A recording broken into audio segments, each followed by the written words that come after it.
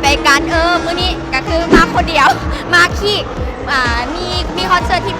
ที่ไอเต็กคือคอนเสิร์ตซิงเกิลปาร์ตี้ซับเตอร์ทรีมื้อนี้ก็คือมีคอนเสิร์ตที่แบบวงถึงใจหลายบูว่าซิมอนซัมไหนนั้นคำนำมาเบิ่งกันเลยว่าซิมอนสมอคนโคตรบูว่าสิจะไปอยู่ทางหน้าวันนี้เลย Yeah.